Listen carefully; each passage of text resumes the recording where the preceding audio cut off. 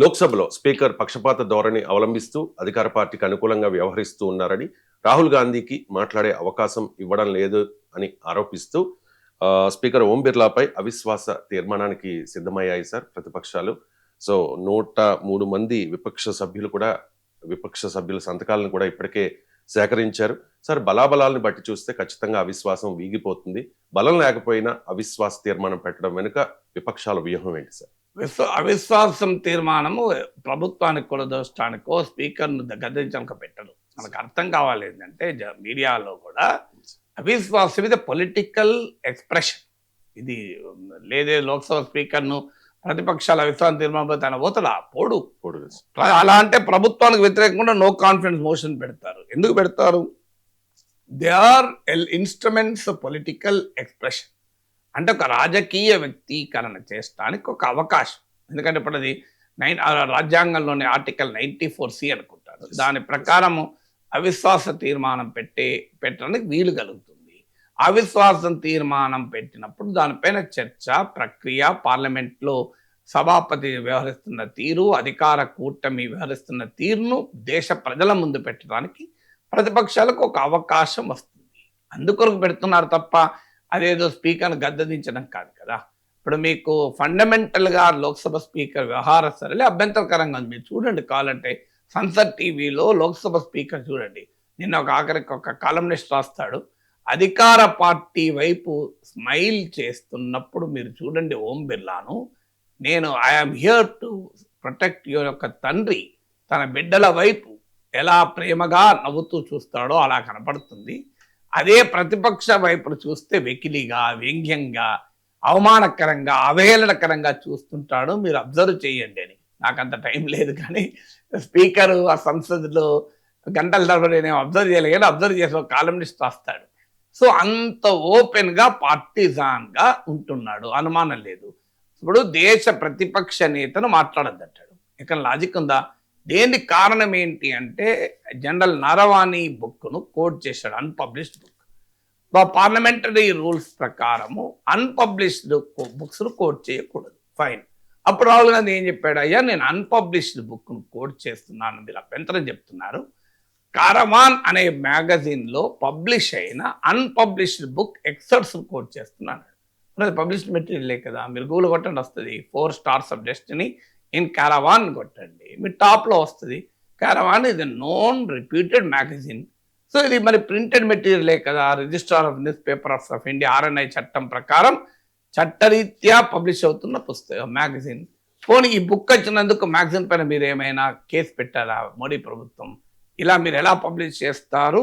ఒక 2 yearsగా ప్రచురణకు అనుమతిని ఇవ్వని పుస్తకాన్ని ఎలా ప్రచురిస్తారు? ఎందుకంటే డిఫెన్స్ పర్సనల్ బుక్కులు రాయాలంటే డిఫెన్స్ మినిస్ట్రీ అనుమతి ఉండాలి. డిఫెన్స్ మినిస్ట్రీ గత 2 ఏళ్ళుగా ఆ పుస్తకాన్ని పబ్లిష్ చేయడానికి అనుమతి ఇవ్వడం లేదు.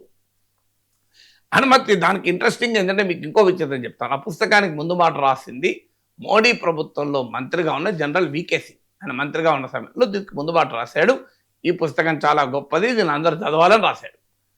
మీకు మోడీ ప్రభుత్వంలో మంత్రిగా ఉన్న సమయంలో సైన్యములో ఉన్నతాధికారిగా పనిచేసిన జనరల్ VK సింగ్ ముందు మాట రాసిన పుస్తకాన్ని లాస్ట్ 1.5-2 yearsగా పబ్లిషింగ్కు మోడీ ప్రభుత్వం అనుమతించలేదు. This is the fate. So దాన్ని కారవాన్ మ్యాగజైన్ పబ్లిష్ చేసింది. దాన్ని కోట్ చేస్తూ వీళ్ళు అపోజిషన్ మాట్లాడి తప్పేంటి? మీరు టెక్నికాలిటీస్ వెనకాల ఎందుకు దాక్కుంటుంది మోడీ ప్రభుత్వం? ధైర్యంగా చెప్పండి ఆన్సర్. ఇప్పుడు ఈ అటల్ బిహారీ వాజ్పేయి టైంలో మీకు 10 నెలల పాటు సైన్యాన్ని సరిహద్దున మోహరించారు, ఆపరేషన్ పరాక్రమ్ పేరిట. అప్పుడు సైన్యాధిపతి అడుగుతాడు వాజ్పేయిని, క్యా కర్నా హై, హమారా క్యా మిషన్ క్యా హై, మీ పొలిటికల్ బాసెస్ ఆదేశం ఏంటి అని అడుగుతారు. ఎందుకంటే మన దేశంలో సైన్యము ఏ రకమైన చర్య తీసుకోవాలన్నా ప్రభుత్వం నిర్ణయం పేరుకే తీసుకుంటారు. అడిగితే ఆప్తో చెలియే హమ్ బతాయింగే అన్నట. సో దాంతో సైన్యం చెలే మరి బతానా కబీబీ నై హువా, మీరైతే వెళ్ళండి మేము చెప్తాము అన్నట. సైన్యం వెళ్ళి 10 నెలల పాటు సరిహద్దులో మోహరించుంటే ఒకరోజు వాజ్పేయి ఏం చెప్పలే, వాజ్పేయి ప్రభుత్వం. దాంతో 10 నెలల తర్వాత వెనక్కొచ్చారు, ఆపరేషన్ పరాక్రమ్. ఇప్పుడు ఏంటంటే డోక్లాం ప్రతిష్టంభన సమయంలో మళ్ళీ సైన్యం అడిగితే ప్రధానమంత్రి మోడీ జో ఉచిత్ హై ఓ కరియే, మీకు ఏది సరైందనిపిస్తే చెయ్యండి. ఇలా పొలిటికల్ లీడర్షిప్ మిలిటరీకి ఒక బలమైన నిర్ణయాలు ఇవ్వడంలో వెనుకాడుతాయి అన్నది కంట్రవర్సీ. దీనిపైన ఏంటి ఆన్సర్ చేసడానికి ఇబ్బంది ఏమున్నది? ధైర్యంగా చెప్పుకోవచ్చు కదా, మేము సైన్యానికి అలా ఆపరేషనల్ ఫ్రీడమ్ ఇస్తాం. ఆపరేషన్ సింధూర్ సమయంలో కూడా చూడండి, సైన్యానికి మేము ఆపరేషనల్ ఫ్రీడమ్ ఇచ్చాం. అది మా ప్రభుత్వ విధానం. వాళ్ళు ఏది రైటో యుద్ధ భూమిలో నిర్ణయించుకుంటారు అని సమర్థించుకోవచ్చు. ఇంత బ్రహ్మాండంగా సమర్థించుకునే అవకాశం ఉండి కూడా బీజేపీ ఎందుకో మరి వెనకాడుతూ టెక్నికాలిటీస్ వెనకాల దాగుకుంటోంది. అంటే leader of the opposition unpublished book ఎట్లా కోట్ చేస్తాడని దీనికి లోక్సభ స్పీకర్ వత్తాసిస్తున్నాడు. సో ఇది అబ్సల్యూట్లీ పార్టిజాన్ కదా. లోక్సభ స్పీకర్ చెప్పచ్చు, అయ్యా ఏముంది, ఇప్పుడు ఆయన కారవాన్ మ్యాగజైన్లో వచ్చిందే చెప్తున్నాడు. It is not undocumented, it is documented. A magazine has published the excerpts. ఆ ఎక్సర్ట్స్ కాదు అనుకుంటే పోలీసు ఇప్పటికే కేసు పెట్టేవారు కదా. ఇప్పుడు నిజంగానే జనరల్ నారవాణి రాసిన పుస్తకం అది కాకపోతే, లేదు జనరల్ నారవాణి పుస్తకం పబ్లిష్ కాకముందు, డిఫెన్స్ మినిస్ట్రీ అనుమతి ఇవ్వకముందు పబ్లిష్ చేయడమే నేరమైతే ఇప్పటి కేంద్ర ప్రభుత్వం కారవాన్ మ్యాగజైన్ మూసేయించేది కదా. అది జరగలేదు కదా. So when it is in public డొమైన్లో ఉన్న ఒక లిటరేచర్ను లీడర్ ఆఫ్ అపోజిషన్ కోట్ చేస్తే వద్దని చెప్పి గొడవ ఎందుకు నాకు అర్థం కాని అంశం. సో దాన్ని లోక్సభ స్పీకర్ అనుమతించడం ఏంటి?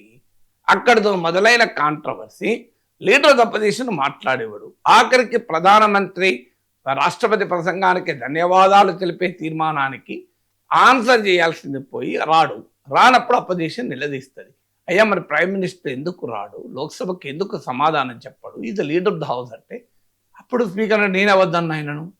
విచిత్రంగా ఉంటే ఎక్కడన్నా పార్లమెంటుకు ప్రధానమంత్రి రప్పించడం స్పీకర్ డ్యూటీ, ప్రధానమంత్రిని రావద్దని చెప్పడం స్పీకర్ డ్యూటీ కాదు. భారతదేశ పార్లమెంటరీ డెమోక్రసీ చరిత్రలో, బహుశా ప్రపంచంలో ఉన్న పార్లమెంటరీ డెమోక్రసీ చరిత్రలో ఏ స్పీకర్ కూడా ఇలా వివరించుంటాడు. నాకు గుర్తున్నంత వరకు నెవర్ బిఫోర్ నెవర్ ఆఫ్టర్ అని మహేష్ బాబు సినిమాలో డైలాగ్ చూడండి. ఎవర్ బిఫోర్ నెవర్ ఆఫ్టర్, అదేంటి never before ever after, never before ever after Om Birla record ఇది. నెవర్ బిఫోర్ ఎవర్ ఆఫ్టర్ అసలు ఎక్కడ ఉండదు. ప్రైమ్ మినిస్టర్ను సభకు రప్పించి సభకు అకౌంటబుల్ చేయడం స్పీకర్ పని. హియర్ ఈజ్ స్పీకర్ హుసే నేనే వద్దన్నా అంటాడు. ఓకే వద్దన్నావు, దేనికి వద్దన్నావు? ఇంకా దారుణం, మహిళా ఎంపీలు కొడతారేమో అట. ఏంటిది మహిళా ఎంపీలు కొడతారేమో అని మీరే ఏదో అన్నారు అప్పుడు, ఓ టీడీపీ ప్రతినిధి కొరుకుతారేమో అన్నాడు అని దీపక్ రెడ్డి. సో నాకు నిజంగా అర్థం కాదు, కొడుకుడేది కొట్టుడేంటని ప్రైమ్ మినిస్టర్ను. అరే మార్షల్స్ ఉండరా, అధికార కూటమి సభ్యులు మెజారిటీ ఉండరా, ఎట్లా కొడతారండి ప్రైమ్ మినిస్టర్? నిజంగానే జరిగింది అనుకోండి, that is the end of the opposition. Ruling party బ్రహ్మాండమైన అవకాశం వస్తుంది కదా. సో అది లోక్సభ స్పీకర్ చెప్పేది. ఇది మహిళా ఎంపీలు తీవ్రంగా అభ్యంతరం చెప్పారు. మేము వెళ్ళి మోడీని కొడతామని ఏ ఆధారంగా చెప్తున్నారు నేను చెప్పి వాళ్ళు ఒక లేఖ రాశారు. ఇదంతా కాంట్రవర్సీ. సో ఓం బిర్లా మీకు లోక్సభ స్పీకర్గా ఆ పదవికి గౌరవాన్ని తేలేకపోయాడు కనుకనే, ప్రతిపక్షాలు అలా భావిస్తున్నాయి కనుకనే వారు ఆయన పైన అవిశ్వాస తీర్మానాన్ని మూవ్ చేస్తారు.